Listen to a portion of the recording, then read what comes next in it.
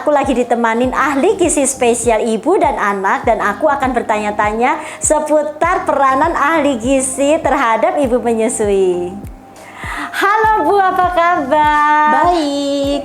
Boleh dikenalkan Bu, nama, usia, dan juga berapa lama Ibu berkecimpung di profesi ini Bu? Oke, nama saya Aflia. Saat ini usia saya 31 tahun. Saya berkecimpung di dunia gizi sekitar 10 tahun, Ibu.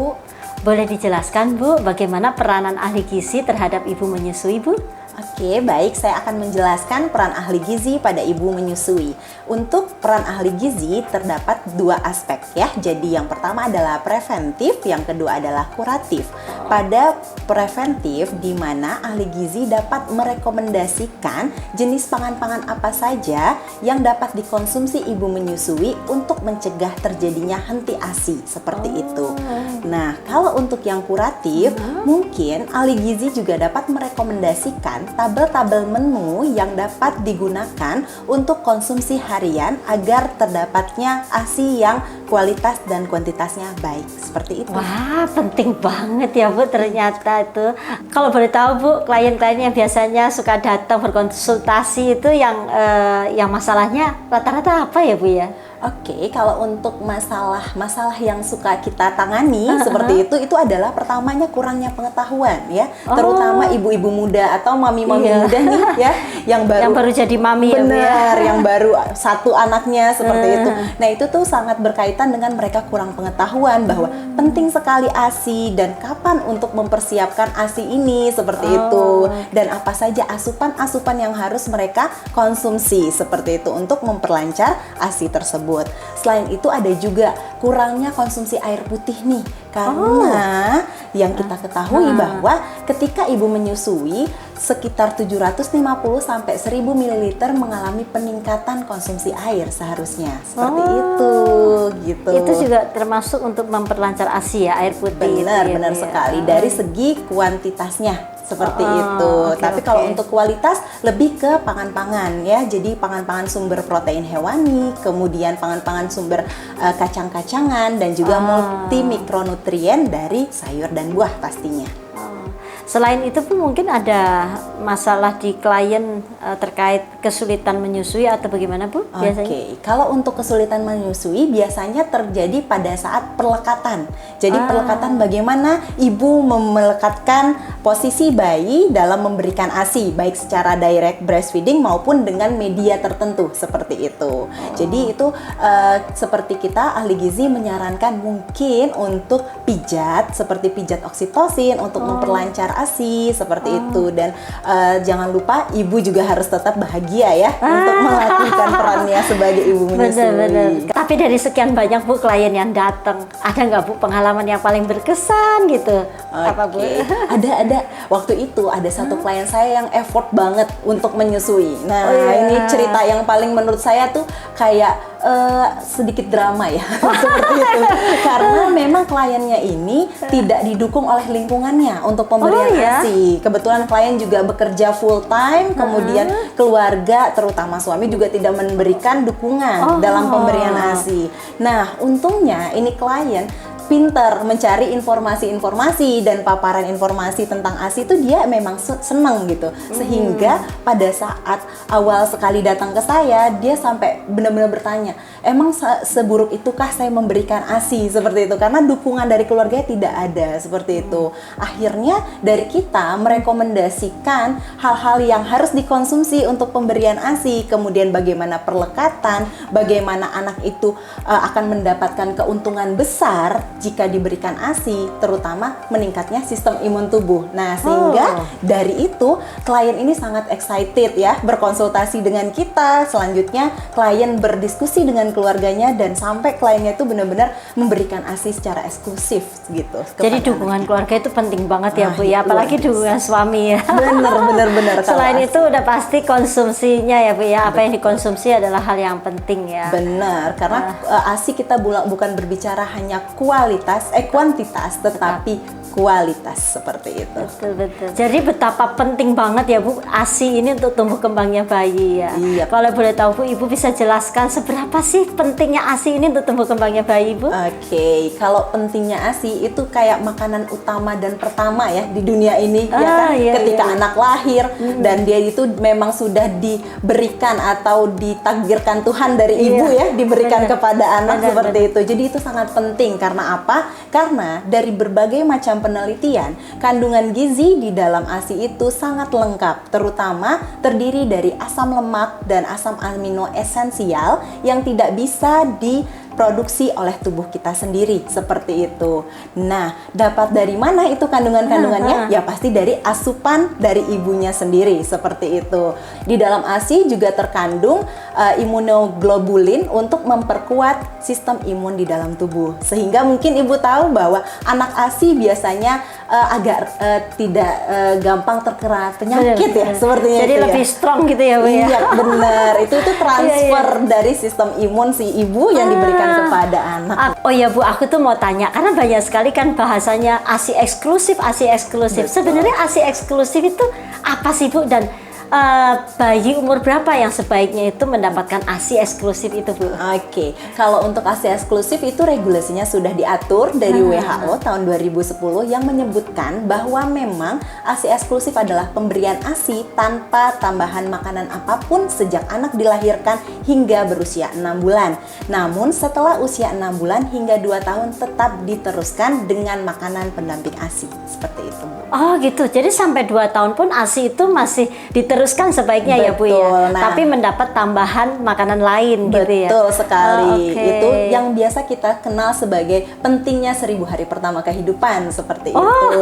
Iya, begitu. Jadi nggak cuma 0 sampai 6 bulan saja. Kalau 0 sampai 6 bulan saja itu yang disebut ASI eksklusif karena dia tidak mendapatkan makanan lain selain ASI. Gitu ya Bu ya? Sekali. Jadi baik direct dikasihnya maupun di pumping. Betul Itu sekali. tetap disebut ASI eksklusif. Iya. Oke. Untuk direct breastfeeding sama pemberian dengan media tertentu itu bagaimana cara pemberian saja gitu, Bu. Iya.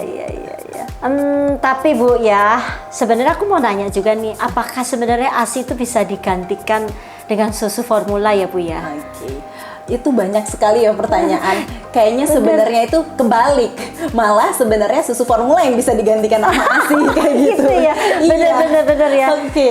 Jadi mungkin saya akan menjelaskan sedikit tentang kandungan di dalam ASI itu sendiri ya, Bu. Iya. Jadi kalau di dalam ASI itu kan tadi mungkin saya sudah sebutkan ada asam lemak esensial maupun asam amino esensial seperti itu. Nah, ini memang terkandung di dalam ASI karena memang ada diberikan dari asupan ibunya sendiri seperti itu. Berbeda dengan susu formula. Kalau susu formula memang tidak terkandung di dalam susu sapi tersebut, namun ditambahkan dan itu menjadi iklan-iklan tertentu seperti itu. Jadi terbalik sebenarnya. Gitu ya? ASI lah yang bisa sebenarnya menggantikan susu formula gitu. Aduh. Jadi bagaimanapun ASI itu utama. Mesti untuk ibu-ibu yang sayang anak mestinya mengutamakan memberikan ASI ya Bu ya? Betul sekali. Apapun alasannya gitu ya. Benar. Sekarang kan banyak alasan Bu. Biasanya ibu-ibu yang nggak mau menyusui itu ya banyak sekali ya Bu ya alasannya ya. Ada yang mungkin karena waktu, mungkin bekerja ya. Bekerja. Terus kemudian biasanya tidak lancarnya. Betul. Ya ada banyak alasan kenapa ibu tuh nggak memberikan ASI eksklusif atau melanjutkan ASI-nya kepada anaknya ya Bu ya. Sebenarnya itu sama pengalaman saya dulu Bu. Sebenarnya dulu tuh juga aku tuh kurang lancar ASI-nya. Iya, udah lama juga ya Bu. Iya udah lama sih, udah ya anak yang pertama di 28 tahun. Jadi sempat stres banget karena ASI kurang lancar padahal saya tahu bahwa ASI itu sangat penting. Benar. Nah, sebenarnya Bu masalah utamanya ASI kurang lancar ini apa sih Bu sebenarnya sih Bu? Jadi terkait dengan ASI yang kurang lancar ini bisa disebabkan paling pertama itu adalah kurangnya asupan dari ibunya seperti itu. Gitu. Kurang gizi gitu Bu? Bukan ya. Asupan-asupan yang nggak tepat. memperlancar yang memperlancar ASI yang nggak itu tepat. sendiri seperti itu. Jadi selain itu juga bila ibu memang membutuhkan suplemen tertentu juga disarankan pemberiannya seperti itu. Selain itu ada beberapa mungkin metode-metode atau makanan-makanan yang mengandung pelancar ASI seperti yang biasa kita kenal Lactagogu seperti itu. Iya Bu, dulu tuh kan kalau zaman dulu itu kan mesti ngerebus daun-daunan segala macam. Nah sekarang memang udah ada yang praktis ya Bu ya. Betul. Dengan berbagai macam bahan alami, bahan yang memang berkualitas bisa dijadikan suatu suplemen untuk pelancar ASI ya Bu ya, sehingga ibu-ibu nggak pusing lagi. Iya, jadi mungkin karena perkembangan dari food teknologi kali ya. Jadi yang dulunya lebih sulit pengolahannya, sekarang lebih gampang mungkin seperti itu ya. Iya. Bu, boleh dijelaskan atau sharing gitu Bu tentang penanganan kalau ASI nggak lancar tuh gimana aja sih Bu? Oke, kalau terkait dengan ASI yang tidak lancar itu, penanganan pertamanya adalah kita pendekatan dulu nih ke ibunya. Apa penyebab utamanya? Seperti itu kan? Mungkin ibunya kelelahan ya. Mungkin kan kalau newborn itu begadang ya, pastinya ya udah tahu ya seperti itu. Nah, itu juga menjadi salah satu penyebab di mana ASI tidak lancar. Kelelahan, kemudian bisa dilakukan pijat ya, pijat di bagian punggung, biasa kita kenal sebagai pijat oksitosin, itu penanganan pertama. Kemudian beri dukungan dari keluarga ya, kemudian berilah asupan-asupan yang dapat memperlancar ASI itu sendiri, seperti itu Bu, begitu.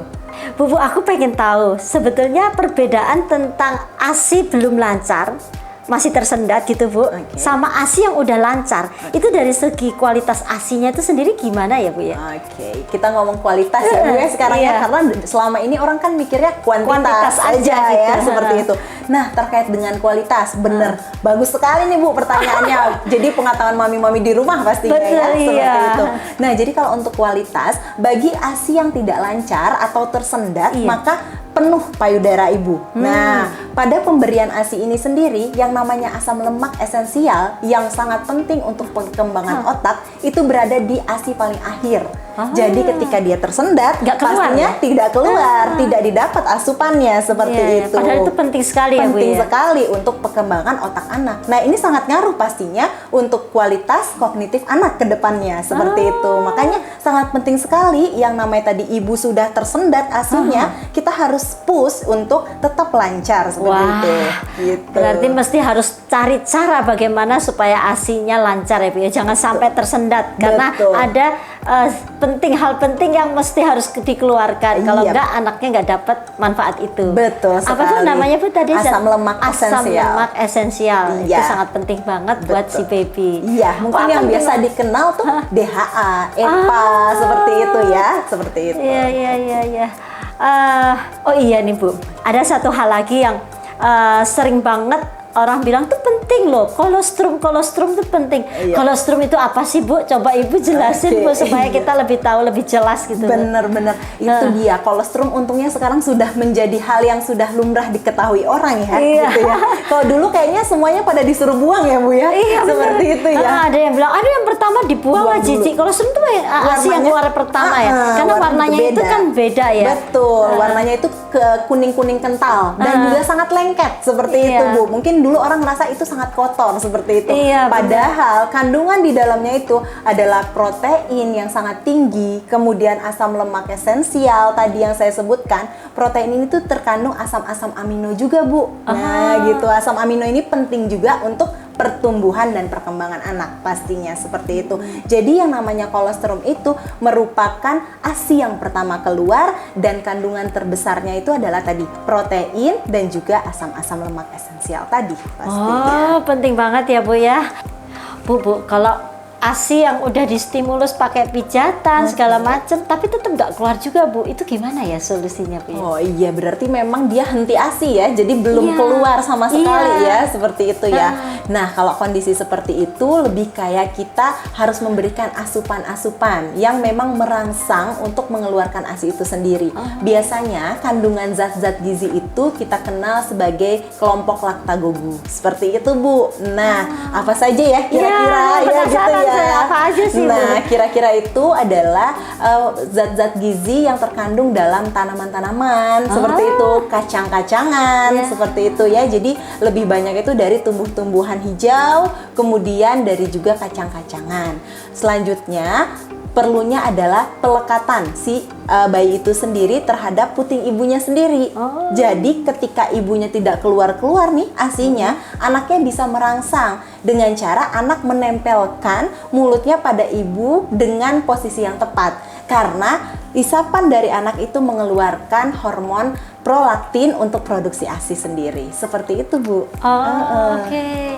Bu, kalau secara umum sebaiknya itu apa sih yang baik dikonsumsi untuk pelancar ASI itu, Bu? Oke, kalau untuk memperlancar ASI itu biasanya kita kan suka kenal sebagai booster seperti itu ya. Nah, biasanya itu dari tanaman-tanaman, Bu, seperti daun kelor ya, yang itu adalah pangan lokal Indonesia sendiri pastinya. Kemudian ada juga dari kacang-kacangan seperti almond, seperti itu, Bu. Oh iya, Bu, kemarin itu aku kan udah kirim Mamsi ASI booster loh, Bu, pelancar ASI ini ke Ibu. Udah terima belum, Bu? Udah, terima kasih, Bu. Iya, Bu, ini sebelum aku bikin produk ini sebenarnya itu aku udah pelajarin dari jurnal-jurnal gitu, Bu, dan semua ingredient yang aku pakai di Mamsi ASI booster ini itu bagus semua, Bu. Kalau menurut Ibu gimana, Bu, ingredientnya? Nah, kemarin saya juga pelajari nih terkait dengan ingredient. Nah, kebetulan di sini ada 4 utama ya. Di sini bahan betul, utama Bu. ya. Mungkin yang saya lihat di situ ada almond ya, kemudian ada juga daun kelor atau biasa disebut moringa ya, seperti itu. Kemudian ada fenugreek dan juga mungkin yang terakhir ekstrak dari ikan gabus ya, seperti itu. Nah, ini mungkin saya agak menjelaskan sedikit nih, Bu, gimana sih terkait dengan almond, apa sih keunggulannya seperti itu. Iya, Bu. Ya, kalau almond sendiri untuk kandungan gizinya memang cukup baik ya, dimana di situ terdiri dari kalsium ya. Kalsium ini tidak hanya dibutuhkan oleh anak saja untuk pertumbuhan, tetapi ibu yang menyusui recovery setelah melahirkan pastinya. Kemudian protein ya, seperti itu. Ada juga zat-zat gizi mikro seperti zinc, kemudian ada juga banyak sekali ya, kandungan seperti itu dari almond ini sendiri. Kemudian selanjutnya itu ada juga di sini ada daun kelor ya, yang biasa kita kenal sebagai moringa ya, kayak gitu. Nah, kebetulan kalau di moringa sendiri itu ada senyawa namanya itu fitokimia. Di sini ada yang namanya sterol ya, fitosterol. Itu sakti banget ya, Bu, kayaknya. Nah, kalau untuk sterol sendiri itu selain dia berfungsi untuk memperlancar ASI, dia juga berfungsi sebagai antioksidan tubuh kita, seperti itu. Jadi untuk memperkuat sistem imun tubuh kita juga, seperti itu. Memperkuat sistem imun tubuh kita dan juga si bayi dong. Betul, karena kan ASI diberikan kepada bayinya sendiri. Betul, seperti itu. Nah, terkait dengan fenugreek sendiri, nah di dalamnya itu ada efek namanya tuh efek estrogen ya, dimana kita tahu bahwa hormon estrogen itu adalah salah satu hormon di dalam tubuh wanita yang juga berperan dalam produksi ASI ya, seperti itu. Jadi si fenugreek memiliki yang namanya sapogenin dan juga dapat meningkatkan produksi hormon estrogen itu sendiri, segitu. Terus kalau yang untuk kan ada juga yang untuk luka, apa kalau habis melahirkan itu kan ada mengenai untuk memperbaiki atau recovery luka ya. Recovery luka. Oke. Nah, itu mungkin kita bisa lihat dari kandungan di ikan gabusnya sendiri ya, gitu, ekstrak dari ikan gabusnya. Nah, kalau ikan gabus sendiri ini itu tidak hanya berfungsi kepada anak saja ya untuk penyediaan protein, tetapi penyediaan albumin pada ibu untuk recovery pasca melahirkan, seperti itu, Bu. Jadi ini kandungannya udah komplit dong, Bu ya. Wow, kalau gitu nggak salah lagi aku menggunakan 4 bahan aktif tadi sekaligus untuk membuat Mamsi ASI boosterku ya, Bu ya. Iya, karena bahan yang digunakan dari bahan pangan alami dan juga halal. Terus di dalam Mamsi ASI booster sudah terdapat nutrition fact-nya ya. Kemudian juga tersertifikasi uji keamanan BPOM. Oke, Bu, ini pertanyaan terakhir. Boleh nggak, Bu, sharing tentang tips kepada bestinya Mamsi nih, Bu? Nah, bagi bestinya Mamsi, tips yang pertama adalah tekad dalam pemberian ASI. Yang kedua, dukungan dari keluarga, terutama suami. Yang ketiga, kontrol stres. Dan yang keempat, bahagia. Jadi ini sesuai ya dengan tagline-nya Mamsi, Happy Mommy, Healthy Baby. Karena mami yang happy akan menghasilkan kualitas dan kuantitas ASI yang baik untuk tumbuh dan kembangnya anak. Nah, buat bestinya Mamsi yang masih bermasalah dengan ASI, jangan lupa konsumsi makanan bergizi seimbang dan dapat ditambahkan dengan pelancar ASI. Wah, luar biasa sekali tips dan sharingnya pada hari ini Ibu Lia. Terima kasih banyak, banyak sekali manfaat dan ilmu yang diperoleh. Baik untuk saya sendiri dan pastinya juga untuk mami-mami di luar sana. Oke, sama-sama Terima Ibu. kasih ya, Terima kasih Bu. banyak.